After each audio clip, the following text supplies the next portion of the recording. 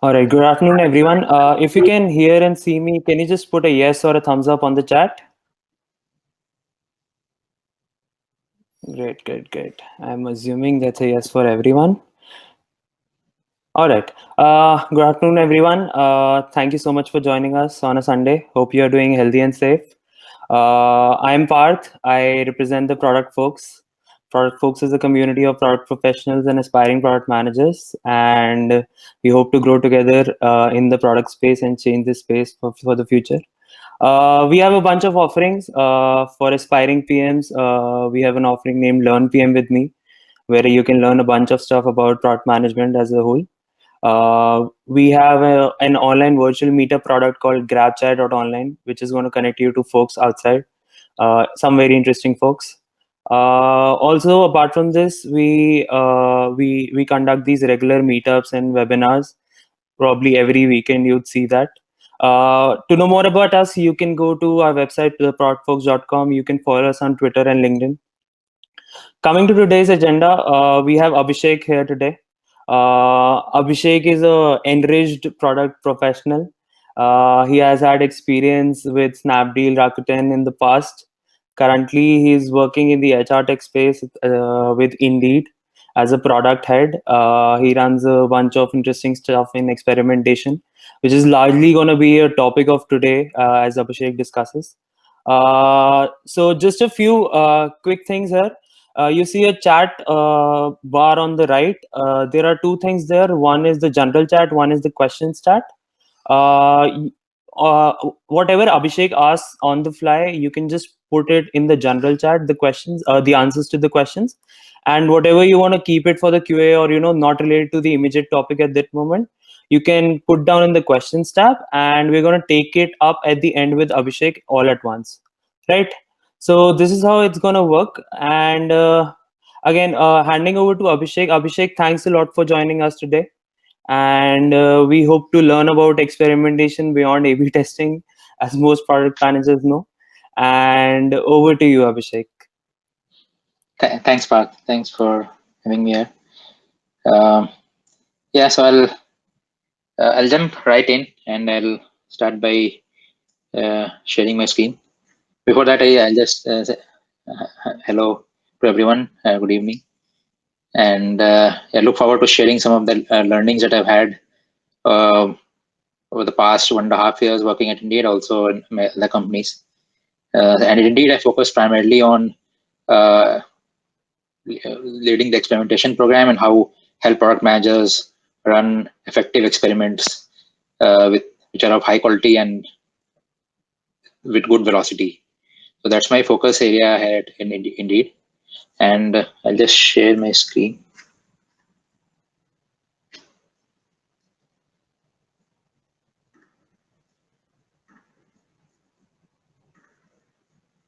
Uh,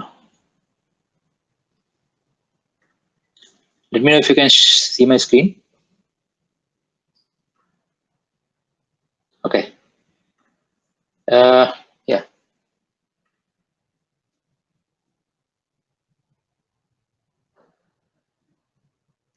So, I'll start by just like famous quote from Jeff Bezos and why we should experiment. And as Parth mentioned, A/B test is obviously one form of experiment. There are various other forms of experimentation as well, depending upon your use case or what you should do. What in this session, what I'll focus on primarily is why we run experiments, some of the practical science and statistics behind experimentation, and then summarize it with key takeaways and future topics that we can focus on.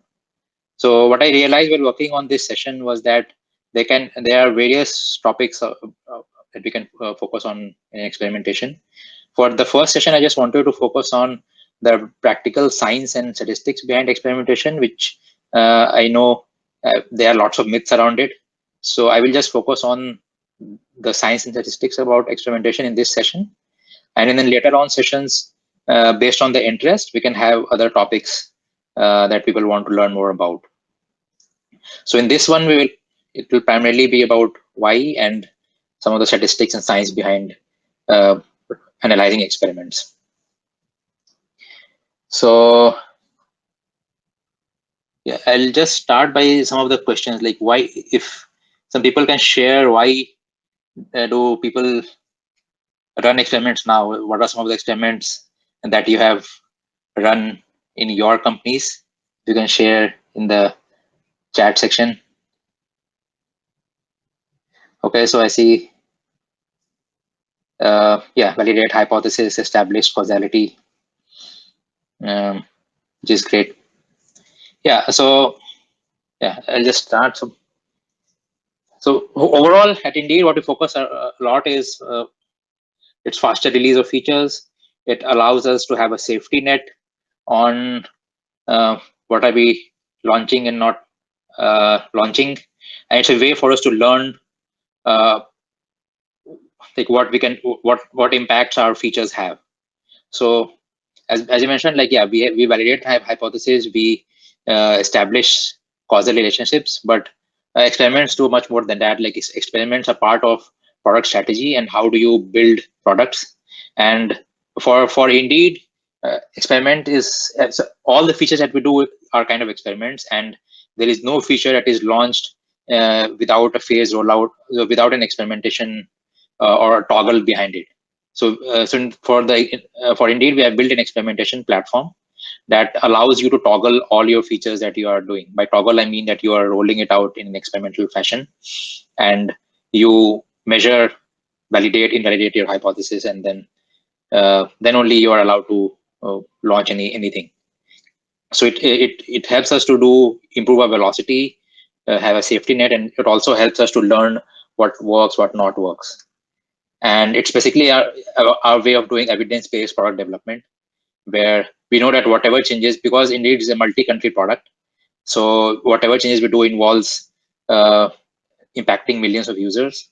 So we'll need to make sure that whatever changes we are doing is how it is impacting, not impacting, harming, improving various facets of user experience. So for us, overall experimentation is a way of making decisions with a certain level of certainty that our decisions are whether beneficial to our users or and our business or not. So that's the prime kind of way through which product decisions are made at Indeed, and that's how we have built our entire experimentation platform here to reduce the uncertainty in your decisions that you take for product development. Uh, yeah, so there is some tactical science to the rescue. I would say these are some basic stuffs that I wanted to cover. Uh, for running experiments, the first thing, the first four most important thing here is to have ask a valid question. What are you trying to do or fix, and why that is important? So that I believe is one of the most important aspects of experimentation that is missed by most PMs, because many times I've seen that experiments are run as a way of just kind of doing small hacky stuff, but we need to ask the right questions and establish and write the hypothesis after doing some background research of what are you going to change and what is the effect of that going to be. So these three are very important. While it seems basic stuff, but many times I've seen experienced PM not doing this. So this is, I would say, fundamental to running any kind of experiments. And then you kind of test your hypothesis, analyze your data, and make a decision. So these are, I would say, most PMs would have done some of this in their careers till now. If not, I would definitely recommend you to start experimenting more. So this, I think, is, I believe, would be pretty much familiar to all the folks um, in the meetup. Yeah. Now, coming to the major section of the presentation is what are some of the fundamental statistics behind experimentation, which are focused for PMs. So yeah, I will just start. Like, I believe everyone would be familiar with the concept of hypothesis testing, and uh, are people do know about, like, yeah, so and there is a concept called null hypothesis. Uh, so how many of us know about null hypothesis? is, can we just say maybe, yeah, then okay. So yeah, so the idea is these are some of the hypotheses that we form where we say that uh, this group of users clicks on jobs no more than standard users, and this is another one is I've taken from one of the PMs here at Indeed, where this is a bad example of null hypothesis, where adding one-click checkout will increase user conversions. So the null hypothesis here will be adding one-click checkout will not increase user conversions. So null hypothesis is always where we assume that there has whatever change we do assumes there is no effect on the on your primary success, on your primary KPI or primary metric that you're trying to influence. So so so what we actually do in an experimentation is where we say whether this null hypothesis is either right or wrong. So there are, and normally we don't know which. So what I generally see product managers saying is that there is less than 5% chance of a hypothesis being correct. We have proved or kind of disproved a hypothesis. These never happens. What happens is uh, basically you're either you're right or wrong. So basically what it means is that whatever change you have done either has no effect or there is an effect. So there are no uh, neutral status based. So neutral suggests that there is no impact, neither beneficial or harmful. This is not true. Whenever you run an experiment, it's better to say that your result is inconclusive. And this line I've kind of made it bold and highlighted is to say that failing to prove the existence of an effect does not prove the absence of it. And what we call it in statistics is kind of counterfactual. So if you run an experiment and if you're run it for some time, and if you don't see, I will come to the significance part of that. Like if you don't see a statistical significant result, it does not prove that. Um, so it just means that there is your results were inconclusive. It does not mean that it's okay, but we cannot say whether it was beneficial or harmful, or it has a neutral impact. So neutral impact does not exist. That's the idea is the same. Like if you run an experiment, if you see uh, run for some time and there is no inconclusive, you could not conclude, the idea is to run it again or try some other methods. Maybe your setup failed or some other techniques failed. But many times the basic mistake that I've seen people making experiment decisions is that when you see that result has been inconclusive, you assume that there is no impact and we can just roll it out. That is fundamentally flawed, a statistical assumption that we make. So a concept like neutral or no impact does not exist. I wanted to stress this point really because I have made this in my career a lot of times, and this is one thing that we should definitely, as the one thing that we should take away from this session is this statement. Uh, so so so then we come to the concept of uh, the types of mistakes we can make. So we can either reject a true null hypothesis or we can accept a false null hypothesis, and these are called as false positives and false negatives. I hope few of you might have gone through this. So these are the types of errors that we are hoping to minimize when we make experiment decisions. And so as I've shared in the example, so what's a false positive is that we believed users were clicking more, but they weren't. And what's a false negative is that we believed users were not clicking more, but they were. So it's like accepting a false null hypothesis or rejecting a true null hypothesis. So the entire experiment analysis is meant to minimize these two errors. And I will come to these, like how do we minimize these things in later sessions as well in more details. But so I will just give a brief overview. How do we limit first false positives and then false negatives? So false positive we are able to limit by significance levels. So what we do is that assuming a null hypothesis is true, we are surprised by the observations uh, that occurs less than 5% of the time. And this 5% is called the significance level, but maybe should also called as the surprise level. I'm sure few of you might have heard about this concept of 5% or 95%. We will come to that later as well. But what I wanted to highlight is that statistically significant means surprise. When we say result is statistically significant, if it is surprising, assuming there is no effect. So we should, and I will come to the later, like statistically significant does not exactly mean significant. So I'm sure it's maybe hard to understand. Maybe I'll just spend 1 or 2 minutes more on this slide. So the idea here is that statistically significant could be statistically surprising, and the term, it has become so popular that it's hard to change it for product managers. But the idea that I wanted to convey with this is that this significance concept means that you are basically accepting, or you are rejecting the null hypothesis at certain significance level. And what it means is that 5% significance level limits are false positives. So the statement that you should remember is, if a null hypothesis is true, we would see statistically significant results 1 in 20 times. This is what is another key takeaway that we should take from this session. Yeah. So I just wanted to, we are on time here.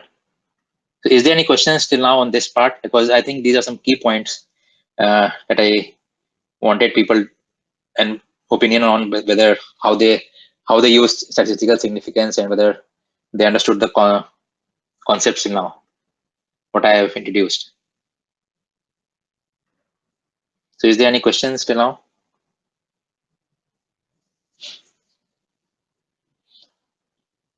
Okay.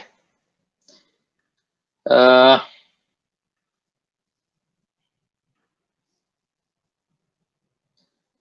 I will go. So this is how. So I will come to explain this more later in the slide as well. Then, how do we reduce false negatives? Is by the concept of power, and normally we want this at 80%. And generally, what we see is that low power is normally caused by either a small sample size or a small effect. Now, there are some statistical mistakes that will always happen, maybe in our experiments. Even if our null hypothesis is correct, we will encounter false positives some 5% of the time. And even if our null hypothesis is incorrect, we will encounter false negatives 20% of the time. So these are some of the statements that we should accept with a pinch of salt when we make decisions running A/B experiments. And yeah, so I'm coming to the concept of effect, and I just wanted to have this question about probability. So in this one, what I'm sure you were able to read it. Like on a Friday night, 1 in 100 people are drunk. It's called the base rate, and we have breath analyzer test that detects 80% of drunk people as drunk and 5% of sober people as drunk. And the question is, we test people randomly and find 100 people detected as drunk. How many of these 100 do we actually expect to be drunk? Do you want someone to share this answer? We can take some time to calculate.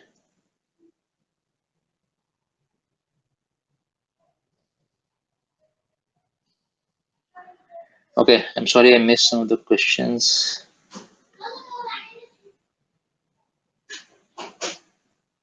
So let me stop sharing right now.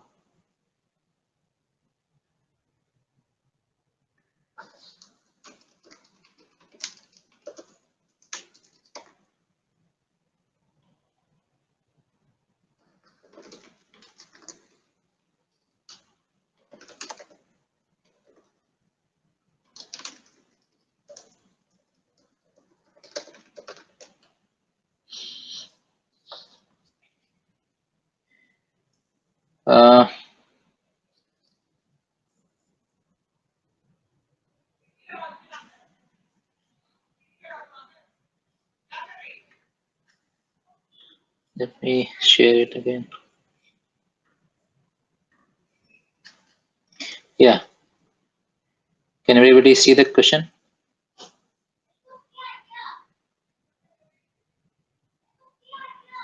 So let me just keep sharing it.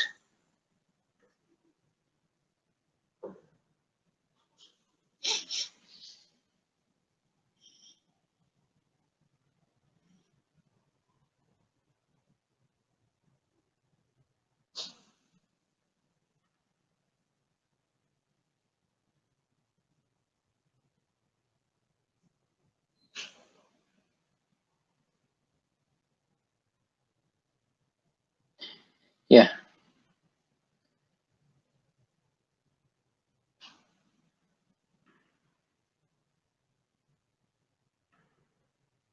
Okay, I missed the questions. I think I found it. I'll share it again.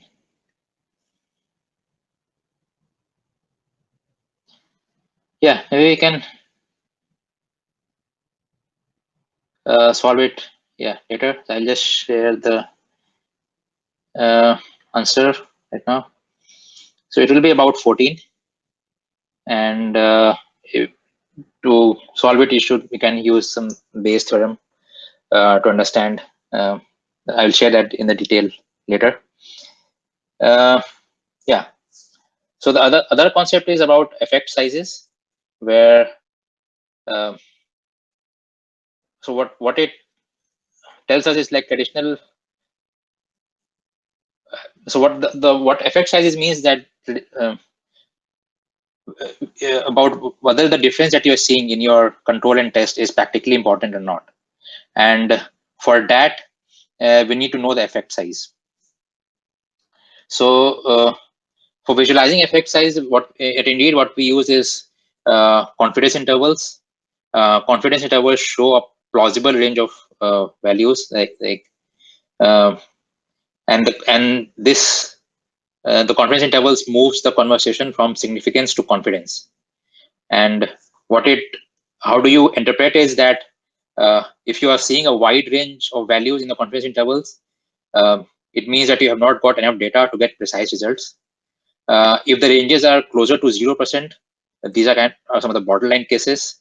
And if your confidence intervals are a narrow range, that means you have detected a real difference, and and then you can be more confident about a decision that you're taking about a difference between your uh, control and treatment. So I believe I saw some of the questions that, yeah, till now we haven't discussed about p-values, and we have often heard about p-values being reported with statistical reports, and you may also think that the smaller the value is, the better.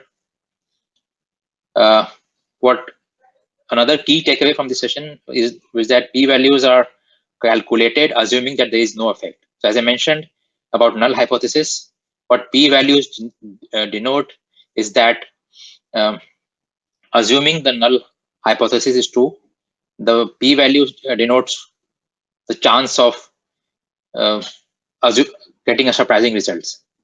And that's what about they call it about the significance level, is that if it is the significance level is uh, less than or equal to 5%, we accept that result as being real. So, so I didn't want to explain much detail. These are difficult to interpret. High enough power can give minute p-values for very small effects, and low power can give large p-values for even larger effects. And and you'd never know about the size of the observed effect that you have got. So what I would recommend is to use preferred confidence intervals and effect sizes rather than looking at p-values. That would be another of my recommendation. And yeah, so in a summary, what I would say is that hypotheses are either true or false, and there are no neutral or kind of these kind of impacts. You either accept or reject an hypothesis. Uh, false And there are two types of mistakes that you can do while doing experiments, which are false positives, which you can limit by significance level, and false negatives, which you can limit by power. Significance level you can calculate by using confidence level, intervals, and uh, false negatives you can reduce by power, which means that you can run it uh, for a specific amount of time. And yeah, and confidence intervals are preferable to p-values. So I will just wait here and I will see the questions till now.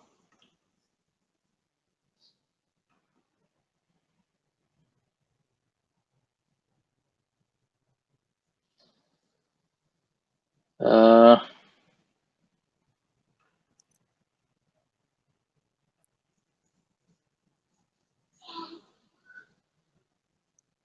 yeah, Yeah. Parth. Yeah. Hi. Yeah, Abhishek, I think we can move to the questions if you're done with the slides. yeah. There are just one or two more slides, but I just I think We I can we can wanted go to. ahead with this. We can go ahead with the slides once, and then Okay, we okay, can jump to the questions all at once, right? okay. Yeah. So just like one more slide was around.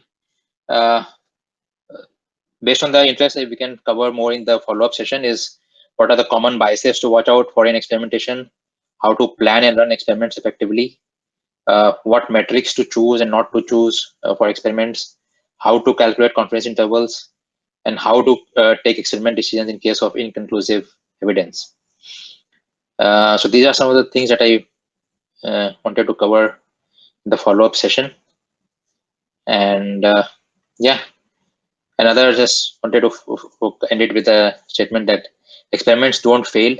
Even if you decide not to roll out, all experiment teaches new things and is a success. Yeah, so I think I covered some of the key topics here. I just wanted to end the slide, like focus on these the summarization aspects of things, and yeah, and then we can and we can go to questions. I believe All right. I will stop Great. sharing. Yeah, thanks. Great, Abhishek. Jumping down to the questions, I think to start with, Narayan Rao has asked for a new B2B product which is in beta, how to experiment with different ideas when there is really not a ton of data to do analysis. So I think the broad question is that a lot of starters would face is that they don't have enough data to probably run an experiment, a data-driven experiment, basically. So what according to you should be the approach in such a scenario?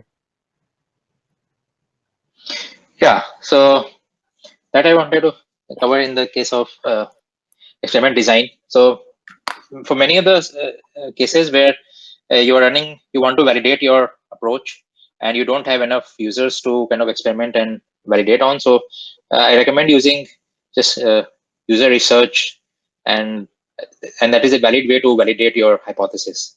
So like using a qualitative research is a good way when you have less number of users, and it can give you practical insights to rather than running an experiment on very low sample size.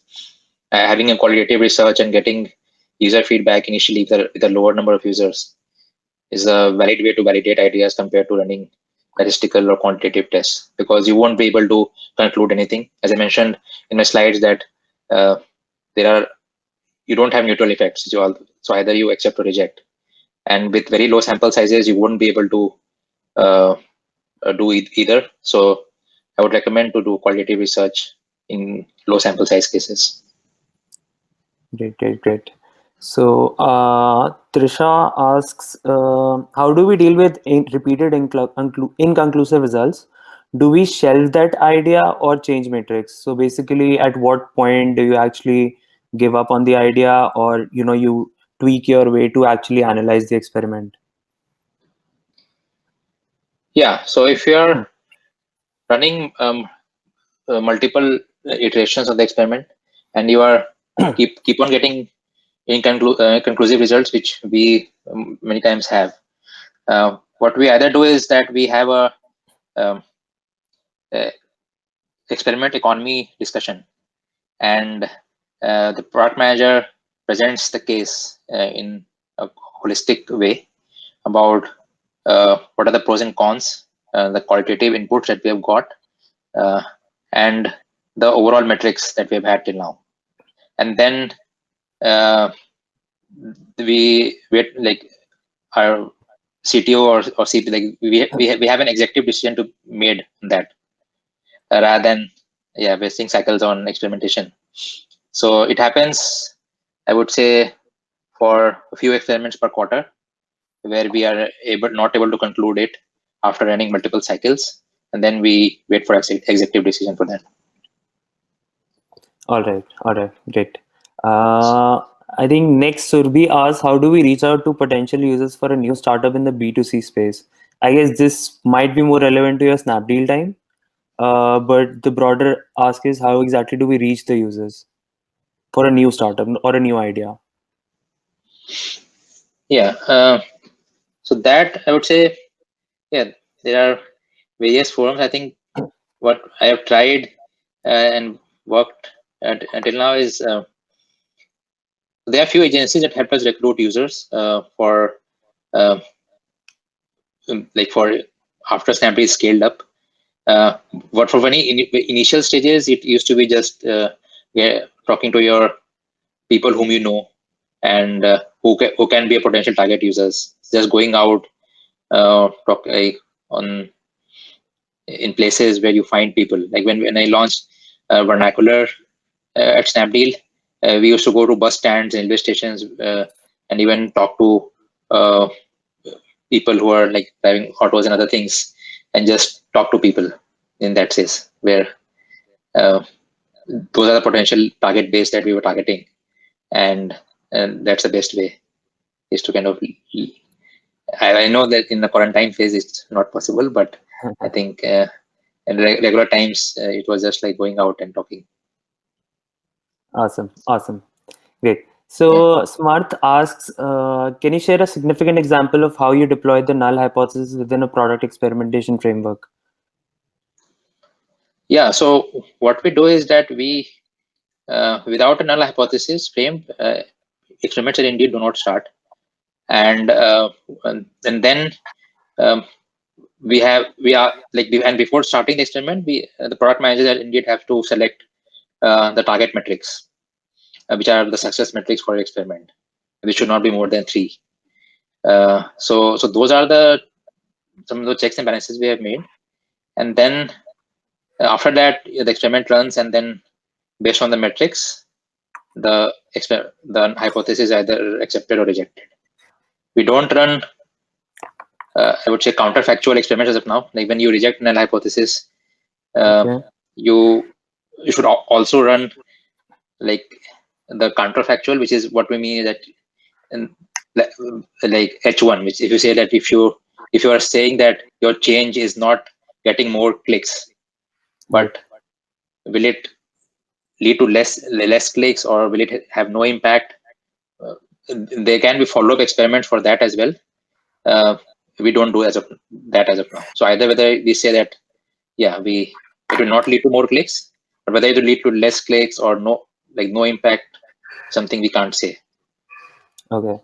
Just out of Yeah. curiosity, if you can take a very realistic example in Indeed that turned out as an experiment, an idea or something, if it's possible at your end. In terms of features that are run as experiments, Yeah.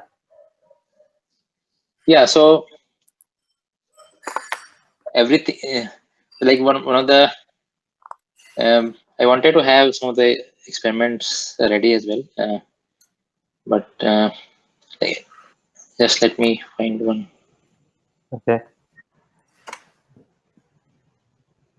I'm not sure if even in the like so one of the things was around a two pane approach at Okay.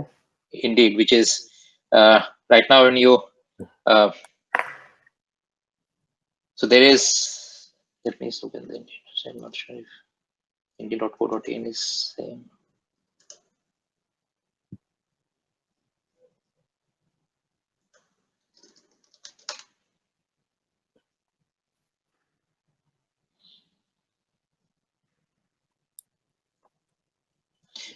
Yeah, so let me share my screen. Yeah.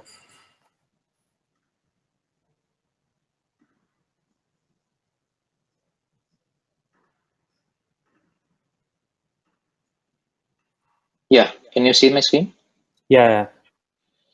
Yeah, so Yeah. this was a very big experiment that we ran for quite some time, which was around this two-pane approach of job search, where if you Okay. now if you click on, if you see the job cards and the details of this uh, job is opening within the same as kind of two-pane approach, where there's this one card, and then if you click on it, it opens that another pane.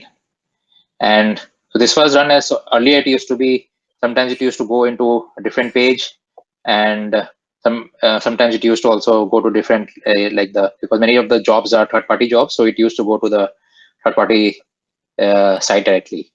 Right. So the hypothesis, null hypothesis was that um, having a two pane approach within the page will increase user retention. So, and how do we measure user retention was uh, kind of clicks on this application page button, as well as clicks on the job card. So, that was the null hypothesis and the metrics that we were measuring. And then we ran this experiment, and this was also a multi-country experiment. So every country had. So when we start experiments, we have a similar single hypothesis, and assuming that this hypothesis is valid for all the countries, and we start experiments primarily on the US market because that is the biggest market for us, and then Okay. we roll out the experiment to other markets. May or may not, the hypothesis may or may not be same, but we Okay. start with one market and one hypothesis, and then run the experiment, and then this was proved to be very like a small, with very small confidence interval. They were success metrics improved by quite much, as in the number of uh, clicks on this as well as number of clicks on job card improved a lot when we launched this feature. I don't remember Okay. the other metric that was there, but the overall this experiment was quite successful. And since it was a big investment for us because it seemed like a smaller feature, Hmm. but like it changes the behavior of Indeed on every country, and like how do we render jobs details and everything for us.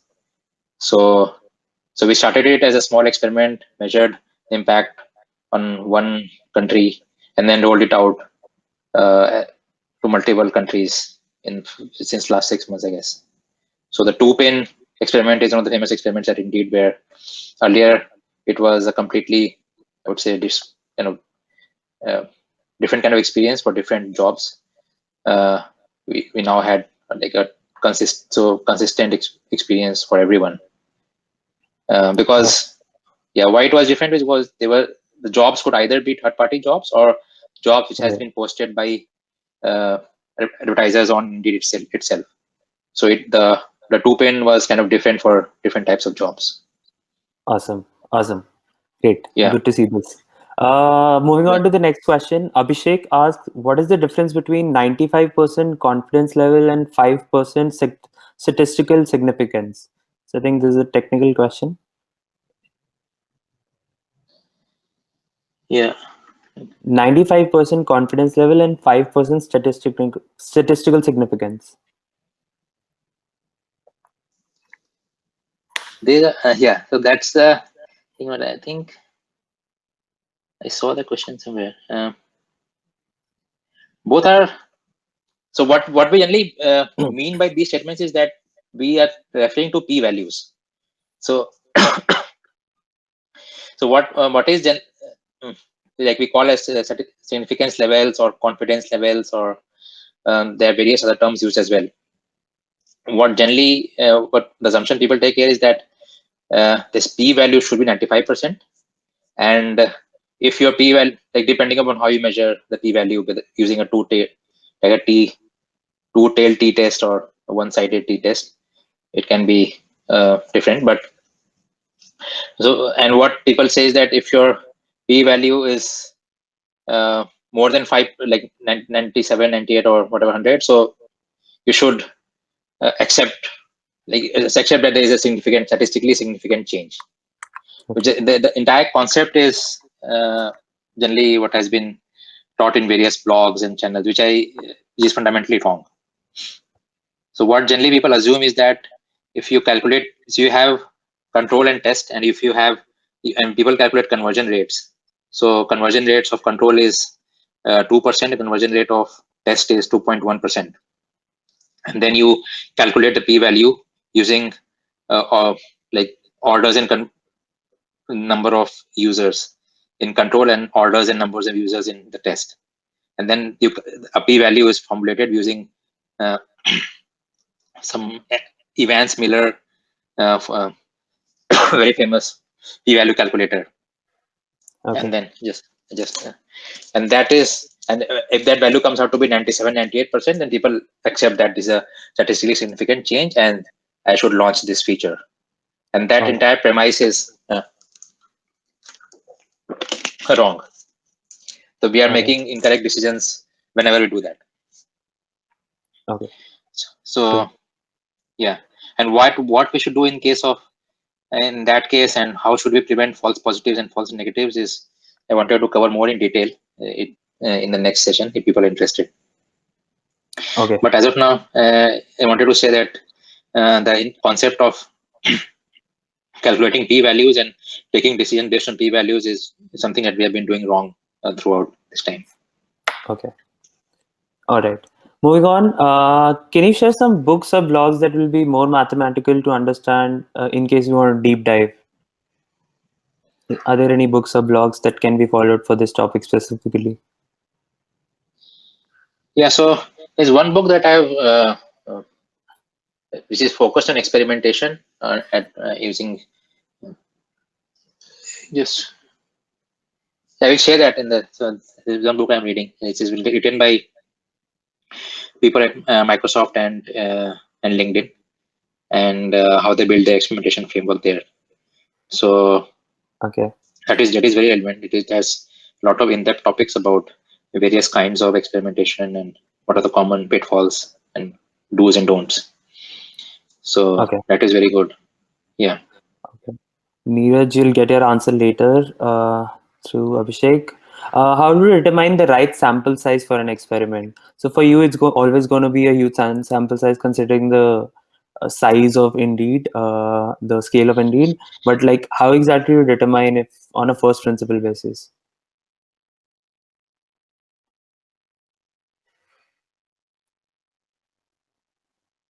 Yeah.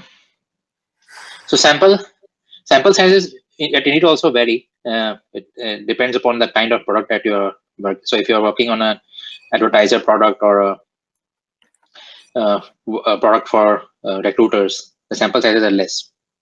Okay. So what the sample sizes so that's why I mentioned about effect sizes. I would go into more detail on each of these topics later. I know that uh, I just covered some this initial bits of it because I didn't know like how much detail should I go into. But what we do at Indeed is, so whenever you start an experiment, you choose a success metric, and then you also choose an kind of a target effect size. So target Okay. effect size is something that is like, what do you think you would move this metric by, and this you should select before starting an experiment.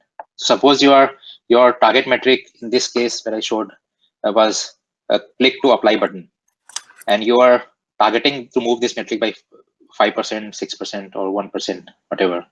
So based on this effect size, we calculate a sample size required, Okay.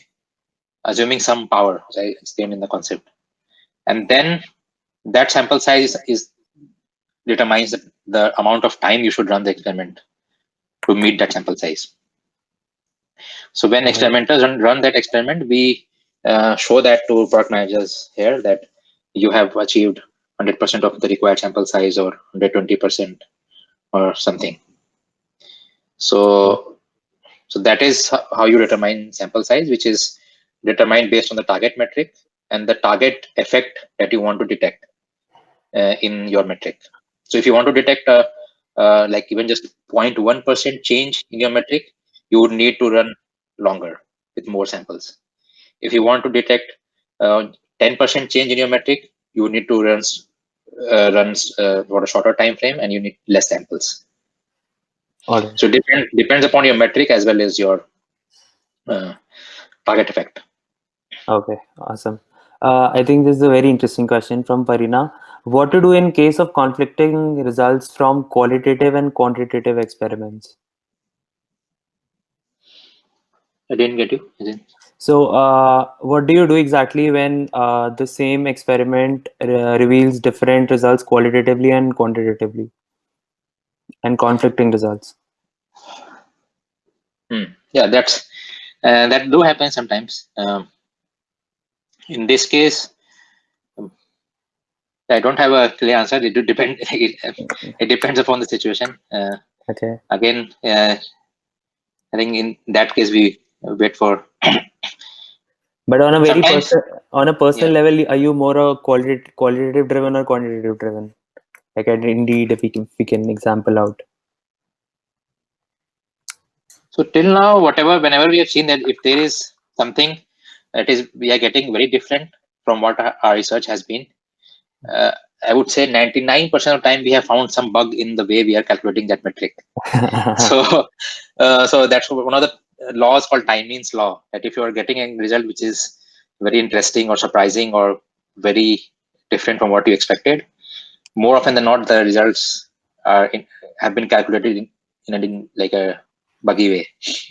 So that's what that's what we have seen till now. Like I haven't like till now, like I have been here for 1.5 years.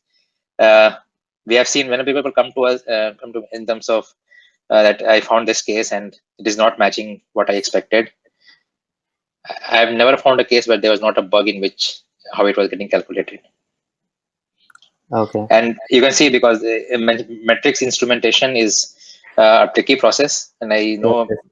companies don't invest in that a lot at their stages. So many times it has been the case. Even after that, if I have not found an example till now, but even after that, if you see that uh, it's not matching, then executive decisions is the way forward. But I generally believe the quantitative judgments rather than Okay. qualitative inputs in that case. Yeah. Great, great. Sounds great. Can you share the kind of frameworks you use for experimentation? Is it A/B testing or something else or what? At So Indeed. so experimentation for us, yeah. So A/B testing is a form of experimentation where you have like control and a variant. Right. And at Indeed, we use multiple like multivariate test as well, where there is one control and multiple variants. Okay. And sometimes there are kind of the controls also keep changing during the course of the experiment. So, but yeah, as in there are just kind of two forms of that we do is like a single variant and a control, or multiple controls, multiple variants as well. But that becomes very tricky to analyze. So we have built some kind of frameworks to enable that. Okay. But most of the experiments are either one control, one variant, or one control, multiple variants. Okay. So the control is always single. All right. Great. Yeah. So next up is can you share which tools tools are used in the hypothesis testing, optimizely heap, mowing gauge, amplitude. So basically instrumentation tools that you use, or which ones you recommend. So indeed, we have built and that completely in house Okay. for all the experimentation decisions that we take. There is an some experiment that use optimizely Okay. for some companies that we've acquired in the last 1 years, because it's harder to make in-house platforms for every company that you acquire. So Right. we had optimizely for some of the external companies that we acquired, but slowly we are trying to uh, get them into the in-house platform. Okay. All right. Good. Yeah. So another interesting question from Trisha. Do experimentation like split or A/B testing conducted and interpreted in a similar manner for both B2B and B2C? So considering you have had experience with both, so are these experimentations, the process or the frameworks of these experiments different for both contexts? No, the the fundamental analysis concept, as I explained, the statistics behind remains the same. People assume that B2B has lesser samples or users to experiment on, so it should be fundamentally different.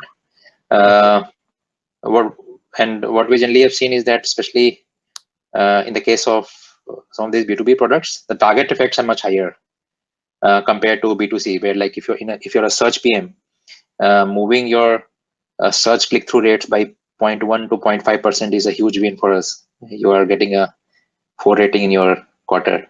But for a B2B PM, like in a like advertiser, or if you're in the employer side of products, um, getting a 5% change in posting funnel, or billing funnel, like billing conversion rates, is not uh, kind of difficult.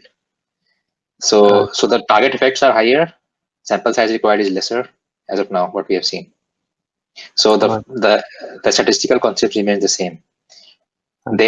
There are certain statistical algorithms that enables you to run experiments on lesser sample sizes as well. Okay. We have not reached that stage as of now, but there are algorithms that enables you to use some other techniques like pre-experiment data, which Okay. is if you have a B2B product, you have advertisers who have been using a product beforehand as well. So you can use that data to reduce the kind of data required during your experiment. Okay. So there are some algorithms that kind of reduces need for larger samples. But till now, because the target effects are higher for our B2B products, we have not reached the stage to build that thing till now. Okay. All right. Yeah. So moving on. Okay, Shruti is asking a trade secret here. What is the North Star metric changed for HR Tech? Does it change per market or does Indeed have a blanket North Star?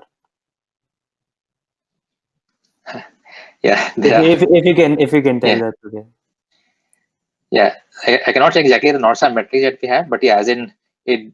Uh, as of now, we try to have it per market. Obviously, revenue is a metric that you kind of chase, so you always have that as one metric, which I don't think uh, any people will disagree to. But there are some other metrics that we have. Sometimes some things like, yeah, apply rate, successful applies, and kind of uh, job clicks, job seekers with apply starts. Okay. So these are some of the top level metrics that we have, and that is independent of the market. Okay. All right. Yeah. This is a bit technical question from Sankalp. In case of multiple experiments on a single page screen, how do we ensure that the experiments are mutually exclusive?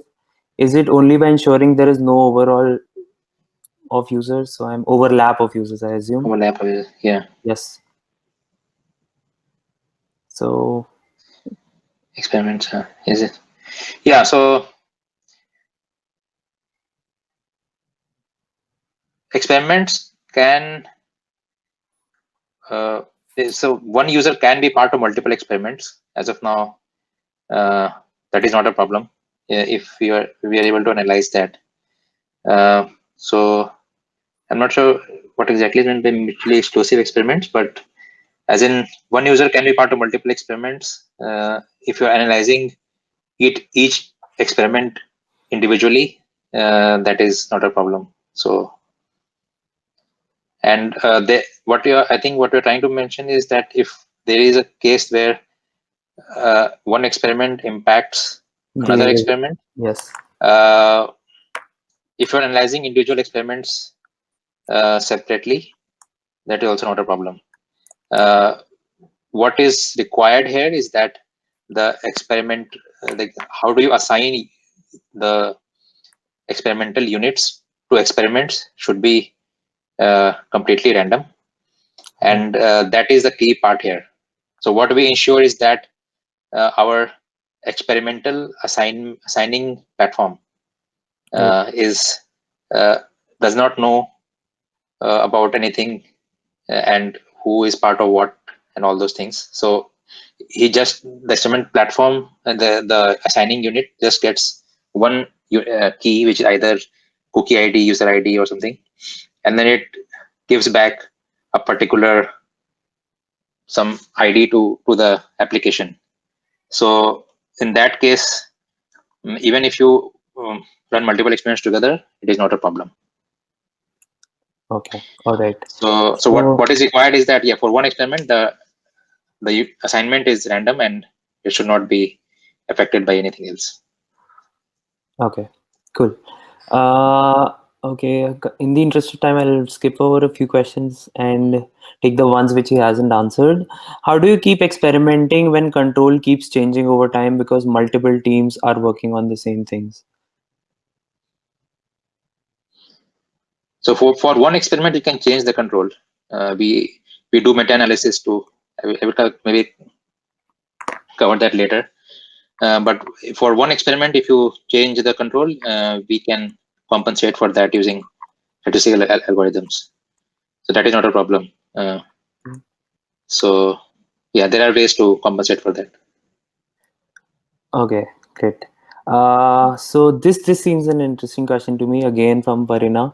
How do you come up with an experiments pipeline for a product market fit established company? So something like Indeed. Yes, that's why. So experiments inform product strategy. So uh, there is so you have a strategy and you have a set of hypotheses for the strategy, and experiments are meant to validate or invalidate that hypothesis. So that's how Indeed runs, where we have strategy and also kind of some assumptions, and we use experiments to validate or invalidate that assumptions. And once those are validated or invalidated, we uh, that those inform our product strategy, and then we build our products accordingly. So there are different ways, different kind of objectives of experiments. But for us, product market fit is established, but there are obviously certain areas where we keep on expanding, and Right. so we have certain assumptions that in our mind that we take, that if you do this, we will maybe get something. So those are hypotheses for us, and then we validate or invalidate those hypotheses using experiments. All right. All right. Great. Yeah. I think we're more or less done with the questions. One personal question from my end. So, how do you see your space changing after this COVID crisis ends? Very common question you must be hearing a lot. Yes, I think for us that uh, there are lots of changes happening. I think what we're seeing is that online recruitment as a trend, I think, would go up, and that's obviously a positive sign for us in the way that uh, right now we were as a platform, we kind of lose track of when a person just applies. Yes. Yes. Yes. So how do we get to know the last step in the funnel is Okay. something uh, that will kind of maybe helpful more and more. So I think that will be some of the things that we'll maybe focus on, where we enable people to hire online and do Yes. more stuff online. Yeah. Okay. Awesome. Awesome. I think Mm. we are more or less done with the time as well. Thank you so much, Thank- Abhishek. It was great to have you. We are Yeah. definitely going to have some follow-up sessions here. Yeah. For the rest of you, thank you so much for joining us and giving a time of your Sunday. Hope you have a great Sunday, whatever part is left, and the coming week. Stay healthy, stay safe. And for more about the product folks, please follow us on Twitter, LinkedIn. We have a LinkedIn group called the Product Management Folks. You can join there and see a lot of good stuff happening, all product management. And yeah, thanks a lot. We'll end the session now. Thank you so much. Have Yeah. a great day. Bye bye. Thanks. Thanks, Bye, everyone. Abhishek. Bye.